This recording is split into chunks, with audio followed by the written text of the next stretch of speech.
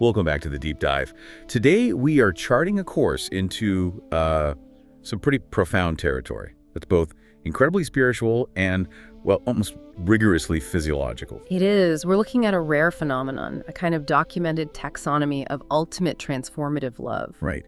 Our subject is the Sudipta Sattvika Vikara. The profound Sattvika transformations. We're diving deep into these ecstatic, completely involuntary physical symptoms that can manifest when the soul experiences the absolute, the pinnacle of divine love, or prima. And this isn't just some philosophical idea. Yeah. We are talking about what's described as a detailed spiritual science. It claims that love can be so intense it actually alters your cellular function. Absolutely. It's presented as the highest physical certification of a divine body being just overwhelmed by affection. So think of this as a shortcut to understanding the spiritual world's most precise meter stick for ecstasy. That's a great way to put it.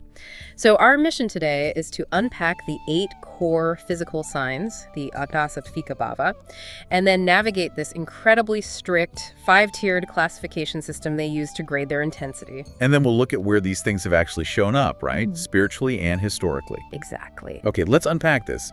We should start at the foundation, the Sattvika bhava. The sources identify 8 specific involuntary physical transformations. So, what does divine love actually look like when it takes over the body? Well, these 8 symptoms are categorized as reactions entirely external to the person's control. They are the body's involuntary response to an overwhelming internal spiritual realization. And they range pretty widely, I imagine. They do. From subtle reactions we might sort of recognize to complete physical shutdown. Okay, let's slow down here and define them clearly because these are very specific concepts. Let's start with the idea of rigidity. First is stampa, stupefaction. Think of a spiritual shock so intense that the body just loses all pliability. So you freeze up. Completely. The sources describe the body becoming rigid, stiff, and firm. Sometimes it's compared to being frozen like a marble pillar, a complete unmoving physical paralysis brought on by pure spiritual realization. That's profound. A total loss of motor function. What about something more, kinetic, like sweating? That's the second one, sveda, or sweat. And again, this is not just moderate perspiration, it's an excessive, unstoppable outpouring of moisture from the body. It's often described as the internal heat of love, just radiating outward. We all get goosebumps when we're moved by something, but the third symptom takes it to an absolute extreme, doesn't it? Correct.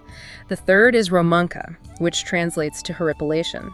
This is when the hair over the entire body stands straight up. The whole body. The whole body. And it's due to an intense, pervasive joy or bliss. It's the ultimate full-body manifestation of ecstatic physical excitement. So we've got freezing, drenching sweat, and total body goosebumps. What happens to your ability to speak, to communicate? That brings us to number 4. Svara beta, or voice change. The divine feeling is described as being so intense it physically constricts the throat. The voice shakes, it quavers, and it changes pitch, making speech difficult, broken, or just impossible to control. And the physical shaking itself is a separate thing from the voice. It is. The 5th symptom is vapethu, trembling. Here, the entire body shakes and vibrates intensely, and it's not from fear or cold, but entirely from the pressure and force of this overwhelming divine love. Okay, we're 5 in. Stiffness, sweat, goosebumps, a shaky voice, and full body trembling. Now, the sources mention a really distinct change in physical appearance as well. That is vivardhya, or color change, the 6th symptom. The spiritual energy is so powerful that the body turns dramatically pale.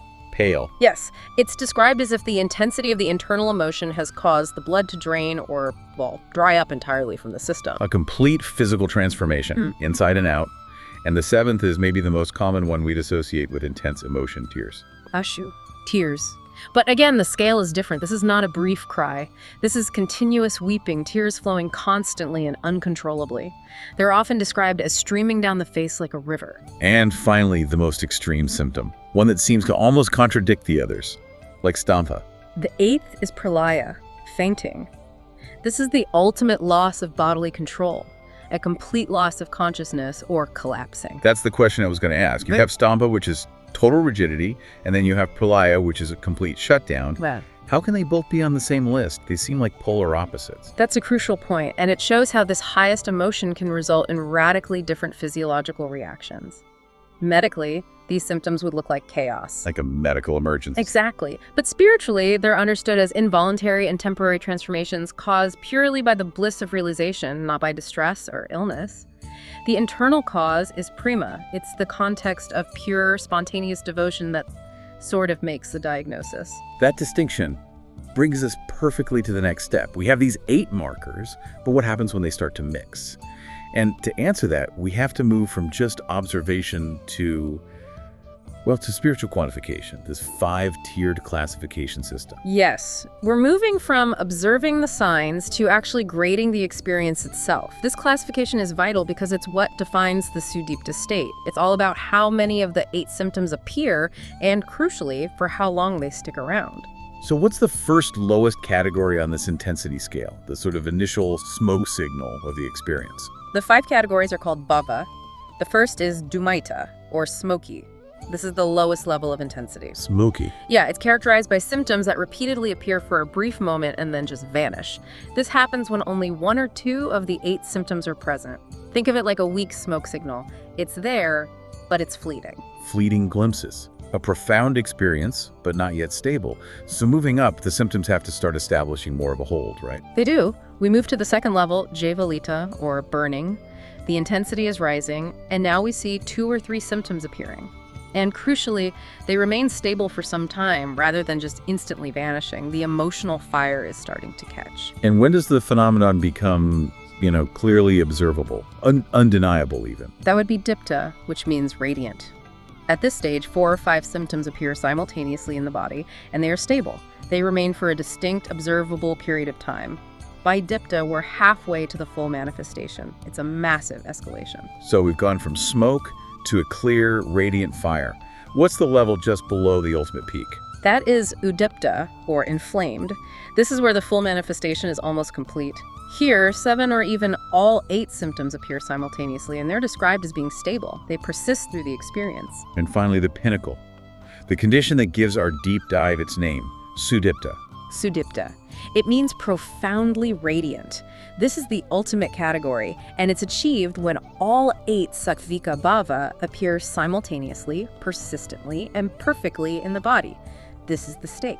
So if someone is experiencing Sudipta, their body is, simultaneously stiff, sweating, trembling, turning pale, weeping, their voice is changing, they have goosebumps, and they might be fainting and recovering only to repeat it. It's utter physiological immersion, all driven by divine love. It is the rarest and most potent state, the ultimate physical certification. Which I guess leads us to the question of just how rare this is. The source material is very specific about who can even possess this state, isn't That's it? incredibly specific. The source material is unequivocal, really.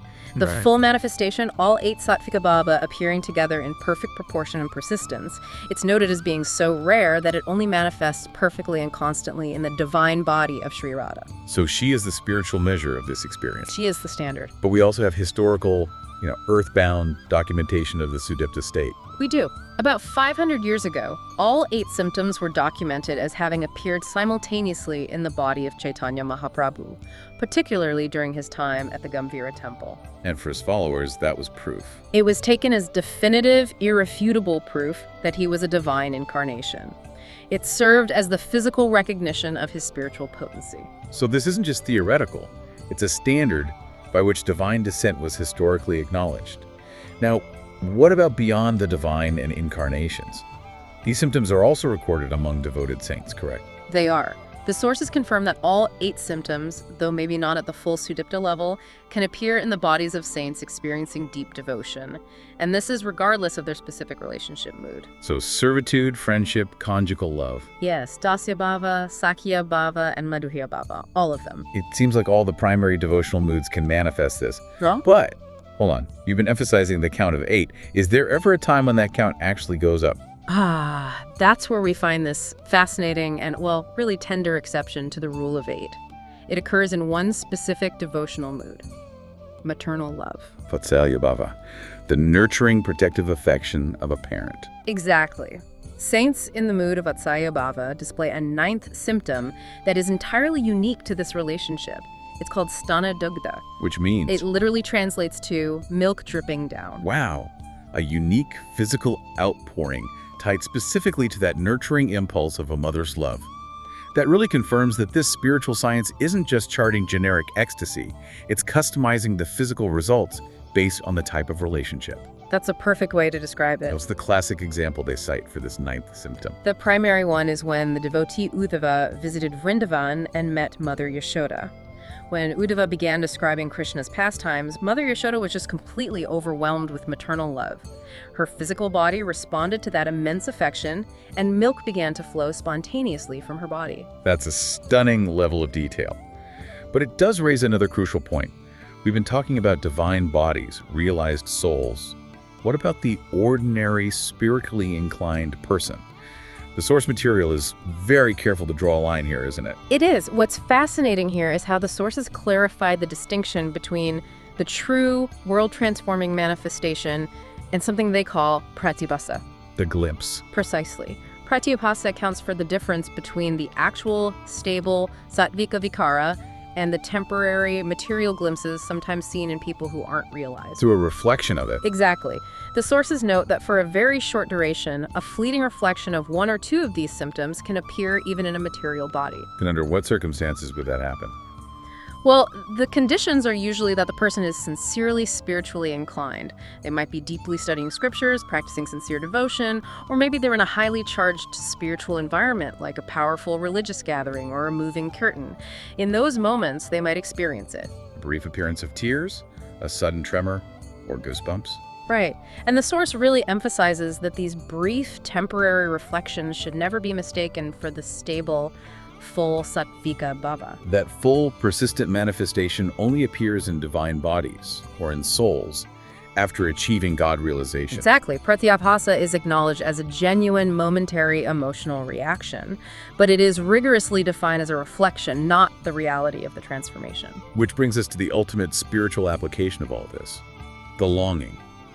If the full manifestation is reserved for the realized, what is the mood of the sincere devotee who aspires to even a drop of this feeling? The sources give a devotional prayer that it perfectly encapsulates this intense desire. It's a very powerful emotional document. It details the desperation and aspiration of a soul yearning for this transformation. And it starts with a lament. What's the core sentiment of that lament? The devotee expresses this despair, saying their heart has become hard as a thunderbolt, and because of this spiritual hardness, their heart doesn't melt, even when chanting the divine names. They're acknowledging their own inadequacy. Yes, crying out in distress and sorrow. And then comes this desperate plea for grace. They beg the divine for mercy, asking, "Please bestow upon me just one drop of bhava to save my anxious life." So they're not even asking for the full Sudipta state, just a catalyst. Just the smallest fraction. And once that catalyst is granted, the prayer then transitions into this detailed description of the physical transformation they long for, using the very symptoms we just defined. So they ask for them by name, in a way. Yes, the devotee asks. When will that auspicious day arrive when, while uttering the divine name, their eyes stream with tears, ashru? When will their throat choke and their speech become broken, svarabedo? A longing for the physical impact to finally match the spiritual intent. Absolutely. They continue, expressing the desire for their entire body to fill with excitement and stand on end, ramaka. They ask, when will I be drenched in sweat, sveta, Yes. experience constant shaking, vipathu, and become stiff like a post stumpa? It is a plea for the full, simultaneous experience. And the final part of the prayer covers the absolute extremity of the experience. It does. The final longing is to become pale, maivardya, lose consciousness, pralaya, and then upon recovery find that their only sustenance, their only reason for life, is just hearing the divine names again. It's a complete and detailed surrender. Wow. That journey, from the 8 specific physical symptoms to the rigorous intensity scale and that final devotional plea, it gives us a truly comprehensive map. We've moved from the simple concept of Atiya Satvika Bhava all the way to the Sudipta state.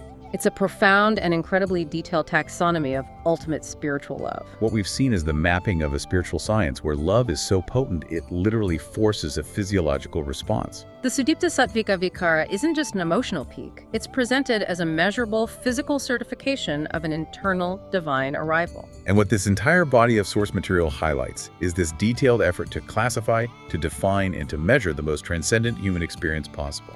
It recognizes that true, profound love has physiological implications far beyond what we typically understand. And the source material describes the full manifestation of all 8 symptoms as the sign of divine descent itself. So consider what it means for the human spirit to aspire, through devotion, to a state of feeling so profound that its physical response perfectly mirrors the very characteristics of the divine. The spiritual journey, according to this analysis, is meant to leave a measurable physical footprint.